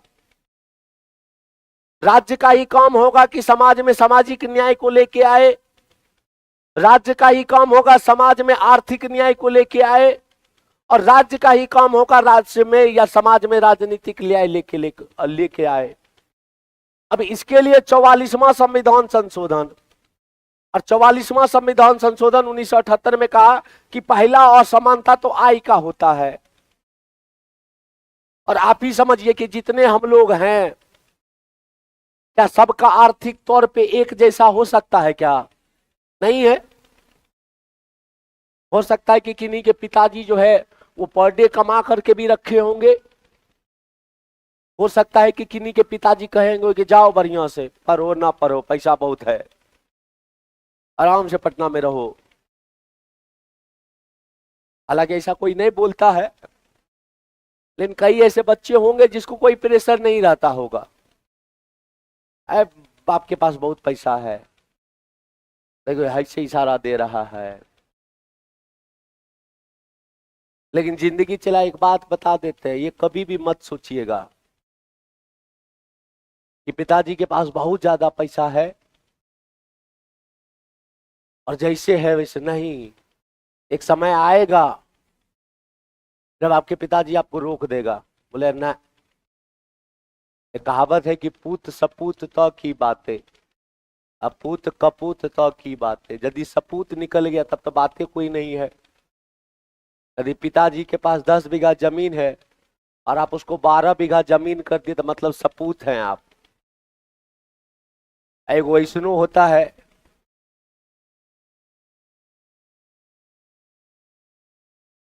कि 10 बीघा में 10 इंचों जमीन नहीं छोड़ता है। होता है कि नहीं होता है? तो आपको क्या लगता है, उसमें बोलिएगा हम सपूत है तो आप सपूत हैं? आप कपूत है। खास करके एगो बेटा जिसको रहता है या तो सपूते होता है या तो कपूते होता है। यही दुगे होबे करता है, या तो बढ़िया बनेगा या तो कम में घटिया ही बन जाएगा। लेकिन उम्र का एक सीमा होता है, और उस सीमा से जब बाहर जाइएगा तो आपको खुद फ्रस्ट्रेशन फील होगा। ये हम सही बता रहे हैं। एक उम्र में आपको फ्रस्ट्रेशन फील होने लगता है। जिंदगी का हम 30 साल बर्बाद कर दिए, 28 साल 32 साल बर्बाद कर दिया, और अभी तक हमको दिख रहा है मेरे पास कुछ है ये नहीं है। तब जो आपको फील होगा, उस समय का दर्द सिर्फ आप ही समझ सकते हैं। विवेकानंद कहे भी हैं कि इंसान को प्रत्येक दिन एक बार न एक बार अपने आप से जरूर बात करना चाहिए कि भाई हम कर क्या रहे हैं और हमने जिंदगी में किया क्या। और जब यदि इंसान ये सोचने लगे और ये करने लगे तो समझ जाइए कि वो थोड़ा बहुत बढ़िया रास्ता में आने का जरूर कोशिश करेगा। दिनकर साहब कहे भी है कि लहरों से डर कर नौका पार नहीं होती, कोशिश करने वालों की कभी हार नहीं होती। भाई साहब कोशिश करते रहना चाहिए। हार जीत ऐसे ही रखा हुआ है और हार से ही सफलता मिलती है। जरूरी नहीं है कि आप सब पर हार ही जाइएगा, लेकिन उसके लिए आपको you have to continue, you have to regular, you have to punctual, otherwise you can't successful in any field. कोई भी फील्ड ले लीजिए, यदि आप अपने आप को रेगुलर नहीं रखे, पंचुअलिटी नहीं बना के रखे, आप सक्सेस नहीं हो पाइएगा। ऐसे ही चलते रहेगा और एक ना एक दिन जरूर पता चल जाएगा। तो समाज में ऐसा है, अब समाज के एक वर्ग का आर्थिक बेहाल कुछ अलग होगा, दूसरे का अलग होगा, तीसरे का अलग होगा, चौथे का अलग होगा। सभी को समान नजर से देखना राज्य का कर्तव्य होगा। क्यों? क्योंकि वोट सिर्फ राज्य को यानी सरकार को अमीर आदमी ही नहीं दिया है, गरीब आदमी भी दिया है। जो एक झोपड़ी में रह रहा है वो उसका भी एक वोट का मूल्य उतना ही वैल्यूबल होगा जितना एक महल में रहने वाले का होगा। ऐसा थोड़ी कई नियम पड़े हैं कि जो महल में रहता है उसको 5 वोट गिराने का अधिकार है, उसको भी एक ही आधार कार्ड मिला होगा, एक ही वोटर आईडी मिला होगा और एक ही बार वोट गिराएगा। इसीलिए राज्य के नजर में ना कोई ऊंच ना कोई नीच, ना कोई ऊपर ना कोई नीचे, ना बाएं ना दाएं, ना आगे ना पीछे, all are equals for me. और सरकार जब ये सिद्धांत बोलेगा कि सभी मेरे लिए बराबर है, तो वहां ये तीनों न्याय को लेके आएगा। आय का लेके आएगा, अवसर देने का बात आएगा, सुविधा देने की बात आएगी, उसकी स्थिति को ठीक करने की बात आएगी, और यदि इसमें कोई बाधा उत्पन्न करता है तो राज्य उस पर एक्शन ले सकता है। और यही क्वेश्चन यहाँ कहा गया था कि कोई भी चीज को लेकर के, देखिए यहाँ पे यही कहा कि देश में सामाजिक व्यवस्था को छिन्न भिन्न करने का प्रयास करना सजा योग्य अपराध है। और ये किस अनुच्छेद में? 38। समझ आ रहा है तुम्हारा?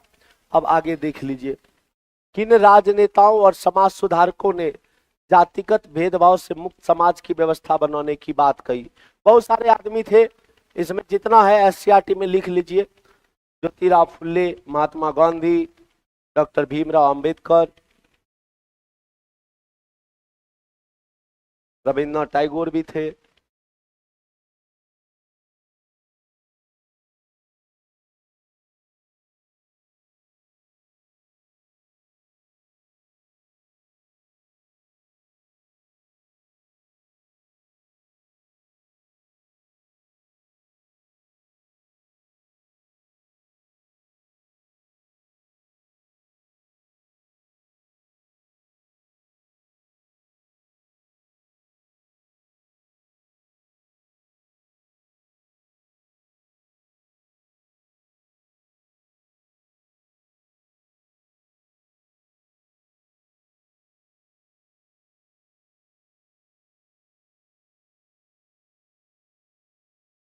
देखो, ये ऑनलाइन वाला सब पढ़ता बिल्कुल नहीं है।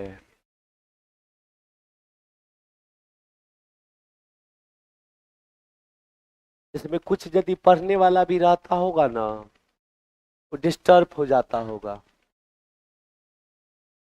सारे के सारे जो है कुछो से कुछो बात करते रहेगा।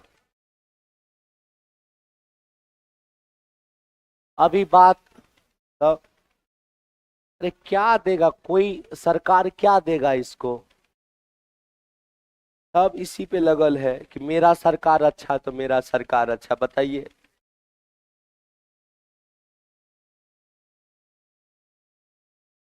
खैर सरकारें को पकड़ते रहो तुम लोग, क्या ही बोलेंगे। यहाँ लिख लिए, चलिए देखिए, हमारे संविधान के कौन से भाग में जातिगत भेदभाव को निषेध किया गया है? कौन सा? तीसरा भाग ना। तीसरा भाग बोलेगा तो कौन सा बोलिएगा? मौलिक अधिकार का बात कर रहा है, मौलिक अधिकार, मौलिक अधिकार। भाग 3 कितना से कितना तो क्या बोलिएगा? 12 से 35 ना। बोलेगा किस भाग को मेघना काटा कहा जाता है? क्या बोलिएगा? भाग 3 को ना। इसी को तुम्हारा क्या कहा जाता है? मेघना काटा कहा जाता है। बोलेगा विश्व में पहली बार मेघना काटा का अवधारणा कहाँ आया था? कहाँ? ब्रिटेन में। विश्व में सबसे पहले पूछेगा कहाँ आया था, तो बोलिएगा ब्रिटेन में। ब्रिटेन में। और कब आया था? तो 1215 में। अच्छा, जॉन नाम का व्यक्ति था ना। देखिए, मौलिक अधिकार ओरिजिनल संविधान में कितना था? 7।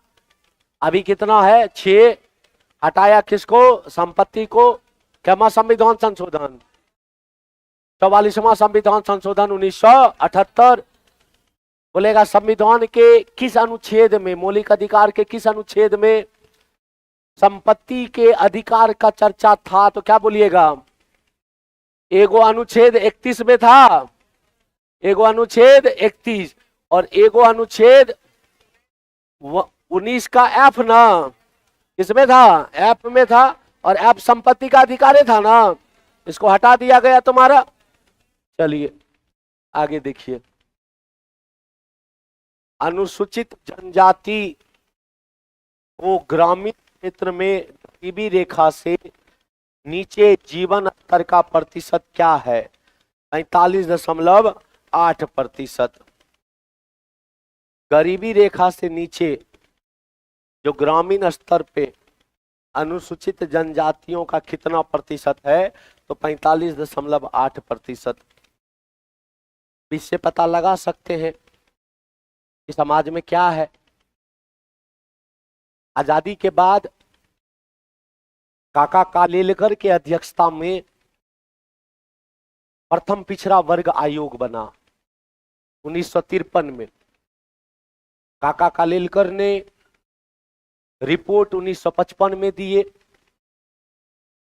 काका कालेलकर के अनुसार अनुसूचित जाति और अनुसूचित जनजाति और जो अदर बैकवर्ड क्लास था उसमें गरीबी रेखा बढ़िया अच्छा खासा था। तो काका कालेलकर के बातों को उतना ज्यादा बोलिएगा तवज्जो दिया गया नहीं दिया गया। फिर 1979 में दूसरा पिछड़ा वर्ग आयोग बनता है बीपी मंडल के अध्यक्षता में, बिंदेश्वरी प्रसाद मंडल के अध्यक्षता में, बिहार के ही थे। और उस कमीशन को मंडल कमीशन कहा गया, मंडल आयोग कहा गया। 1979 में बना और 1980 में मंडल कमीशन ने अपना रिपोर्ट दिया। जब मंडल कमीशन ने अपना रिपोर्ट दिया तो बाद में कहा जाता है कि 1993 में राष्ट्रीय पिछड़ा वर्ग आयोग की स्थापना किया जाता है। और राष्ट्रीय पिछड़ा वर्ग आयोग जब बना तो एक संवैधानिक निकाय नहीं था, वो उसको संवैधानिक दर्जा दिया गया। अनुच्छेद 338 बी पढ़िएगा या 338 पढ़िएगा तो उसमें अनुसूचित जाति और जनजाति के बारे में कहा गया है। और 102वां संविधान संशोधन 2018 के तहत राष्ट्रीय पिछड़ा वर्ग आयोग को जो है एक संवैधानिक दर्जा प्रदान किया जाता है। और उसी में जो है तुम्हारा अनुसूचित जाति के लिए अलग से और अनुसूचित जनजाति के लिए अलग से एक संवैधानिक आयोग बना। और कहा जाता है कि उस दिन से भारत के हर प्रत्येक क्षेत्र में अनुसूचित जाति और अनुसूचित जनजाति का कल्याणकारी काम करना उस अनुसूचित जाति आयोग या अनुसूचित जनजाति आयोग करेगा। पहले दोनों एक था लेकिन बाद में अलग अलग हुआ। तो यदि ग्रामीण स्तर में देखिएगा तो ग्रामीण स्तर में आपको सामाजिक भेदभाव और ज्यादा देखने को मिलेगा। ग्रामीण स्तर पे समाज तीनों रूप से बटा हुआ है, सामाजिक रूप से भी बटा हुआ है, आर्थिक रूप से भी बटा हुआ है और राजनीतिक रूप से भी बटा हुआ है। अर्बन इलाके में और रूरल इलाके में यही अंतर है। अच्छा, अर्बन इलाके में हम शहर का बात कर रहे हैं। अर्बन इलाके में आपका घर के बगल में किसका घर है आप जाति पूछने गए हैं? नहीं गए हैं, आपको पता भी नहीं है कि किस जाति का है, कितना पैसा वाला है, क्या है, नहीं है, डजंट मैटर। भाई साहब बस पड़ोसी है, नेबर है। ये खुशी में भी थोड़ा बहुत साथ, गम में भी थोड़ा बहुत साथ। लेकिन गांव में ये सब बहुत मायने रखा जाता है। तो गांव में सामाजिक विभाजन भी है, आर्थिक विभाजन वहां पे भी देखने को मिलेगा, यहाँ पे भी देखने को मिलेगा। राजनीतिक विभाजन वहां पे भी देखने को मिलेगा, यहाँ पे भी देखने को मिलेगा। लेकिन सामाजिक विभाजन ज्यादातर आपको ग्रामीण इलाके में देखने को मिलेगा। सामाजिक विभाजन अर्बन इलाके में आपको ज्यादा देखने को नहीं मिलेगा। तो ग्रामीण स्तर पर यदि अनुसूचित जनजाति का बात करेंगे, एसटी का बात करेंगे, तो पहले आप लोग देखेंगे बीपीएल कार्ड मिलता था, याद आ रहा है? एगो एपीएल और दूसरा बीपीएल होता था ना रे। बीपीएल बोले तो बिलो पॉवर्टी लाइन, यही था ना। उसमें कुछ कुछ मिलता था तुम्हारा। बीपीएल कार्ड लेके जाओ, और गांव सब में तो देखते थे कि जकरा पास खूब पैसा वो बीपीएल कार्ड बना लेता था। निकल के गया, पहले तो केरोसिन चीनी तीनी सब मिलता था। अब शायद चावले मिलता है या गेहूं मिलता है, चावल गेहूं, चीनी उनी बंद हो गया। दाल उल जो होता था, दालों ने मिलता है अब, ठीक है। तो पहले, और तो छोड़िए अनाज तो छोड़िए, पहले केरोसिन भी मिलता था, नहीं मिलता था। अरे रात को डिब्बी जलाना है ना, तो हर एक गांव में एक डीलर होता था, और डीलर अभी वो होता है, लेकिन अब केरोसिन का जमाना चल गया। पहले सब जो है वो हाथ में वो गैलन वैलन वगैरह लेके सब जाता था वो डीलर के यहाँ, और उसके बाद उसको केरोसिन लेकर के आता था। एक वो कार्ड लेके जाते थे ना, तो भाई साहब वो जो कार्ड लेके जाते थे, ये गरीबी रेखा के नीचे और ऊपर वाला कार्ड होता था।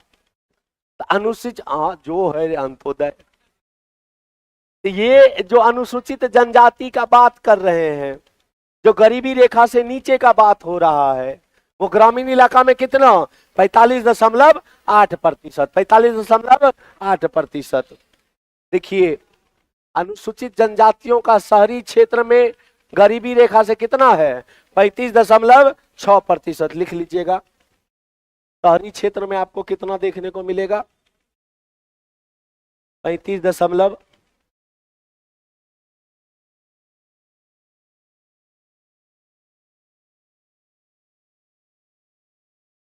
सर लाइव नहीं, हाँ लाइवे है, हो हमर नाक है, हाथ है। आगे बढ़े। उत्तरी आयरलैंड में एक ही धर्म, कल तो बताए थे ना रे, एक ही धर्म है, लेकिन इसका कितने वर्ग है। एगो कैथोलिक था और दूसरा प्रोटेस्टेंट था। लिख लीजिएगा दोनों। एक ही धर्म के कितने गुट है, 2 गुट है, एगो कैथोलिक है, एगो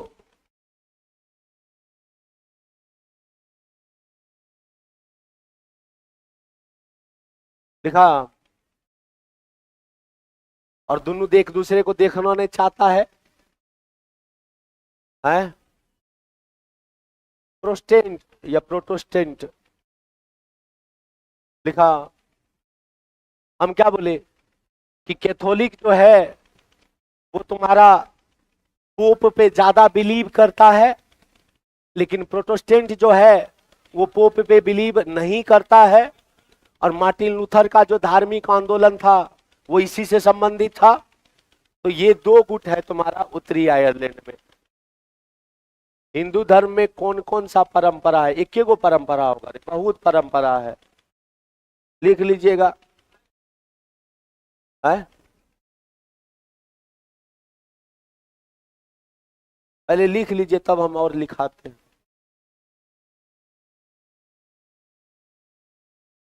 गैब है, गैब परंपरा है, और साउथ इंडिया में देखिएगा।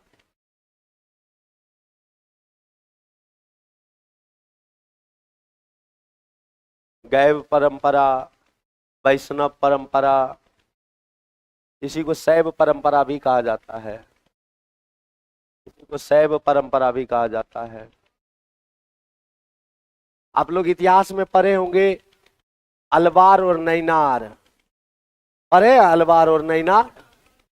एगो वैष्णव धर्म का था और दूसरा शैव धर्म का था। ये जो आप देखे हैं ये भारत में आपको देखने को मिलेगा, कबीर वाला मिलेगा, जैनी वाला मिलेगा, लिंग वाला मिलेगा। आप कर्नाटक में चल जाइएगा, उधर आपको ये परंपरा लिंग परंपरा या लिंग संप्रदाय के लोग मिलेंगे। भगवान शिव का ही है तुम्हारा। नानक का अलग परंपरा रहा, कबीर का अलग परंपरा रहा, सबका अपना अलग अलग परंपरा रहा। और भारत में जो भक्ति आंदोलन पढ़िएगा, तो भारत में जब भक्ति आंदोलन पढ़िएगा तो भक्ति धारा हम बोले थे भक्ति धारा दो होता है, एगो सगुण भक्ति धारा होता है, एगो निर्गुण भक्ति धारा होता है। सगुण भक्ति धारा का मतलब कि हमको भगवान में भी आस्था है और उस प्रतिमा में भी आस्था है। I believe in God and I also believe in this statue, that means ये सगुण भक्ति धारा हो गया। But I believe in God, हमको भगवान में आस्था है, भगवान में विश्वास है, बट ये जो मेरे सामने प्रतिमा रखा गया है, हम नहीं मानते कि इसमें भगवान है। भगवान मेरे अंदर ही है। भगवान का सेवा, मानवता का सेवा ही भगवान का सेवा है। मेरे नजर में यही तुम्हारा निर्गुण भक्ति धारा हो गया। तो भारत में दोनों भक्ति धारा आपको देखने को मिलेगा। एक होता है एकेश्वरवादी, एक होता है बहुदेववादी। मुस्लिम संप्रदाय को देखिएगा, एकेश्वरवादी है। हिंदू को देखिएगा तो बहुदेववादी है। और पाकिस्तान कभी कहे, तुमको सोचो, थोड़ा सोचने वाली बात है। पाकिस्तान यदि एगो ऑर्गेनाइजेशन है आईओसी, उसमें करीब करीब 56-57 गो देश है मुस्लिम का, और उसमें ऑर्गेनाइजेशन ऑफ इस्लामिक कंट्री है, ओआईसी है, और उसमें देखिएगा कि 56 देश डेवलप है, एक देश डेवलप नहीं है। और वो है पगला, पगला बोले तो पाकिस्तान। और उसको देखिएगा तो वो देखिए, जहां पे एक धर्म है, एकेश्वरवादी है, और यदि वहां पे पढ़ा लिखा नहीं रहे, वहां शिक्षा नहीं रहे, तो धर्म के नाम पर बहुत जल्दी भाग जाएगा वहां का आदमी। यदि एकेश्वरवादी है लेकिन एजुकेशन है, आपको धर्म के नाम पर कोई बहका नहीं सकता है। अल्लाह की कसम है, बम मार दो। और जहां शिक्षा नहीं है वो मार देगा वहां पे। एकेश्वरवाद यानी धर्म के नाम पर भी आपको बहकाया जा सकता है, लेकिन हिंदू धर्म में आपको धर्म के नाम पर बहकाना थोड़ा सा मुश्किल है। आपको बोलेगा कि महादेव की कसम बम मार दो, बोले भक्त पगला, विष्णु भगवान फेवरेट था हमारे। मतलब यहां पे क्या है, एकेश्वरवादी हुआ या बहुदेववादी हुआ? बहुदेववादी हुआ। लेकिन जहां पढ़ा लिखा रहेगा, वहां चाहे एकेश्वरवादी रहे चाहे बहुदेववादी रहे, आपको भड़काया नहीं जा सकता है। और जहां धर्म हावी रहा, अधर्म हावी रहा, शिक्षा है ही नहीं, और जहां पे शिक्षा नहीं रहेगा वहां पक्का है कि बेरोजगारी होगी। बेरोजगारी होगी तो गरीबी आएगी, और जहां गरीबी सबसे ज्यादा वहां क्राइम भी सबसे ज्यादा। और ये चारों एक दूसरे से ही मिला हुआ है। और एक चीज को यदि शिक्षा को हम दे दिए, सब कुछ को तो शिक्षा दे दिए, तो तीनों अपने आप समाप्त हो जाएगा। बेरोजगारी भी समाप्त हो जाएगा, गरीबी भी समाप्त होगा, और भाई साहब आतंकवादियों समाप्त हो जाएगा। लेकिन वहां पगला लोग पे चारों नहीं है, चारों भर भर के भरल है वहां पे। ना शिक्षा है वहां पे, खूब बहुत ज्यादा मात्रा में वहां बेरोजगार मिलेगा आपको, बहुत ज्यादा वहां मात्रा में आपको गरीब देखने को मिलेगा, और वही लोग 5-5 हजार, 2-2 हजार, 3-3 हजार के लिए क्राइम कर देता है। तो पाकिस्तान इसीलिए नहीं सुधर पाया है। हालांकि इस बार देखो, इस बार सुधर जाएगा। नहीं, देखिए सुधरेगा तो जरूर। और सिस्टम में रहना है तो सिस्टम के अनुसार चलना होगा। सिस्टम के अनुसार चलना होगा, और सिस्टम जिस सरकार की है, वो सरकार ना हमसे छुपाए ना आपसे छुपाए। आप भी जानते हैं, हम भी जानते हैं। तो जिसकी सरकार है, ये तो इस पे पक्का ना कोई एक्शन तो जरूर लेगा, चाहे जैसे ले, जरूर लेगा। देखिए 5 गो एक्शन लिया ना, 5 गो एक्शन लिया, लेकिन इससे मन नहीं भरने वाला है। इससे कुछ और बड़ा होना चाहिए। और देखिए, जो जिस भाषा में समझे उसको उसी भाषा में समझाना चाहिए। यदि पांडव कौरव के साथ 18 दिन का महायुद्ध नहीं होता तो कुछ मिल पाता पांडवों को? कुछ नहीं मिल पाता। दुर्योधन ने तो कहा था कि सुई के नोक बराबर भी जमीन नहीं देंगे हम। शांति दूत बनकर के आए थे ना भगवान कृष्ण, बस बोले थे कि तुम मात्र 5 ग्राम दे दो, 5 गांव दे दो, पूरा हस्तिनापुर तुम ही रख लो, लेकिन नहीं दे पाया। तो और उनको पता था कि लात का देवता बात से नहीं मानता है। तो 18 दिन के महाभारत युद्ध में सब कुछ बर्बाद हो गया। तो वही पाकिस्तान का होना चाहिए, और एक ना एक दिन जरूर होगा। और हो सकता है कि इसी बीच में आपको कुछ न्यूज मिल जाए, अरे यही भारत है यार, मिसाइल छोड़ दिया, पगला गया था वो लोग। अब पूरा इंटरनेशनल हल्ला हो गया कि भारत मिसाइल मार दिया। अब भारत से पूछा गया तो बोला हम ट्रायल कर रहे थे। तो समझिए गलती से चल गया। तब जब गलती से पाकिस्तान का रुख मोड़ सकता है तो जान के करेगा तो क्या होगा? तब तो कुछ ना कुछ तो बड़ा होगा ही होगा। तो होगा, जरूर होगा। ये वाला तक कोई दिक्कत है ना। अब इसके आगे जो है लेके चलते हम लोग कल, ठीक है।